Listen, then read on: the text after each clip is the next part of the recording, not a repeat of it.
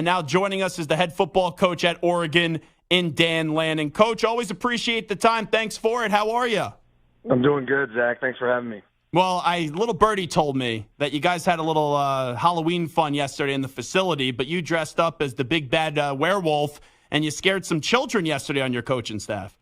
Yeah, I got a rough time last year because I wasn't dressed up. I wasn't wearing anything. So I had my wife. I said, "Hey, go grab me a mask or something from a Halloween store," and she went pretty aggressive. I had the big bad wolf, and it was a hit, but not really when a 3-year-old walks around the corner into my office. It's a little too scary, so I got to reassess that for next year. Always learn. What is your favorite candy item, by the way? I'm probably a gummy guy. They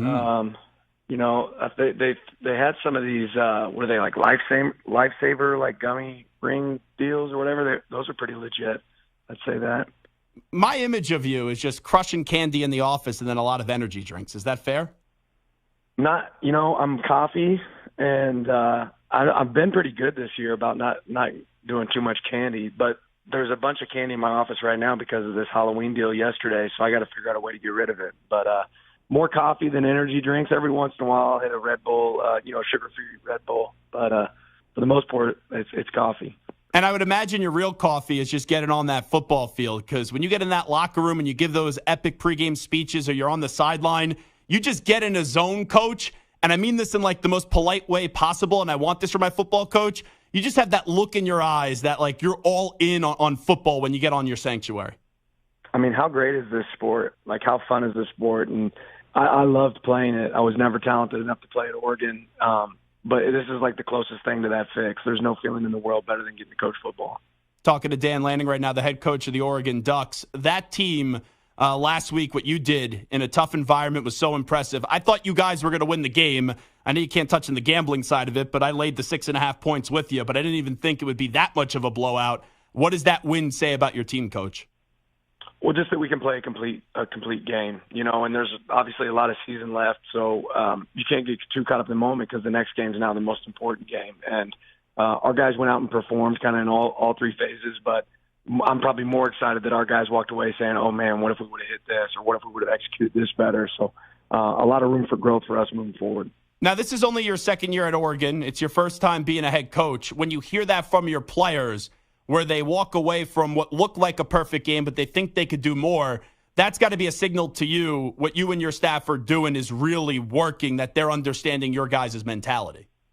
Well, I think it's a signal more than anything that our guys live in reality, right? And people, media, and everything else that exists out there, they're going to create highs and lows for your team that really have nothing to do with your team. And the reality is we do need to get better. We do have a lot of things that we can improve, and I'm glad our guys see that.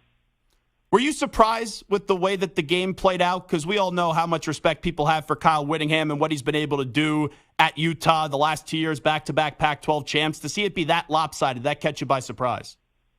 I thought our team could perform well and match up well. And, for the brand of play that they have, it's hard if they get down for them to, convert to a different brand of play on offense. So I felt like that was something if we, the same things that he preaches, like if you take care of the ball, and you win the line of scrimmage, you're going to have an opportunity to control the game. And we were able to do that on Saturday, and that's probably what led to success. The last 2 weeks, coming off that crushing defeat up against Washington, which was my favorite college football game of the season. It was awesome to see both teams play the way that they did. And unfortunately for you guys, you just lose right at the end and don't get to go to overtime. But I was wondering how your team is going to respond the following 2 weeks, coming off a tough loss like that in a big national stage. These last 2 weeks, not only on the field, because we've talked about on the field, but in practice, what kind of hunger did you sense from your guys? Yeah, our guys are hungry, and that's just because they're competitors. One of the best things you can do for your team is make sure you have guys with competitive spirit on your team, and we got a bunch of competitors on our team.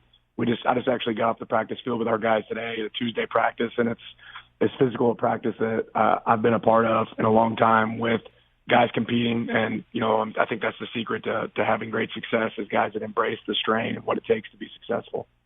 Let me get to your quarterback. I don't even know what else there is to say. It's all praise, praise, and praise. You get to see him day in and day out. You've known him for a while. What do you enjoy the most about coaching Bo Nix? Well, his competitive spirit is certainly where it starts. His ability to execute, and I say it all the time, but get us in the right looks in the right place. He's really good at that. But he holds himself to a high standard and the people around him to a high standard, which makes us better. Why has it worked at Oregon? Because it was a little up and down at Auburn, and the last 2 years he's been one of the better quarterbacks, if not the best quarterback in the country. I can't speak to what didn't work before, but I can speak to what Bo's done here, and I think everybody can see what the success that Bo's had here. He's obviously a great quarterback. I went against him when I was at Georgia, and I was always fearful playing Bo because he has big playability at all times. His legs are a weapon as well as his arm. And I think what he's done here is just been able to show everybody else what he's capable of and what he can do. Do you feel like you have the best QB in the country? Yeah, I certainly do. And I don't get to coach every other QB, but I don't know if everybody realizes the value of everything else this guy does for us. And I spend as much time talking to Bo throughout the week as I do anybody on our coaching staff and, any of our players. His preparation is unmatched. His intelligence, his work ethic. I just never been around anybody quite like it. And then for him to go out and perform the way he does on Saturdays is really impressive. In my business, we spend so much time talking about the coach, talking about the quarterback. Through this season so far, where you guys are 7-1 in the top 10, looking like a college football playoff team, potential Pac-12 champions, what else has really impressed you outside of the quarterback with this team?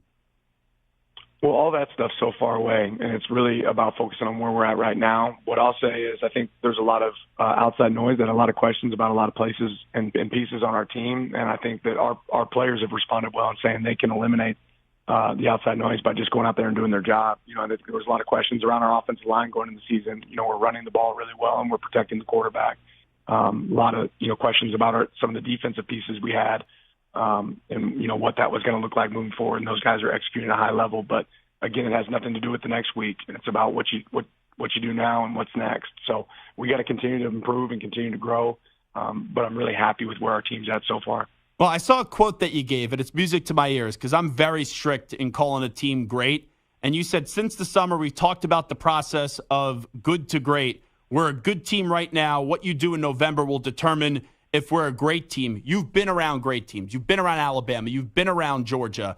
Are you seeing signs from your team so far that suggest, all right, this team's ready to take that next step and be a great team in the final 2-3 months of the season? Well, time will tell.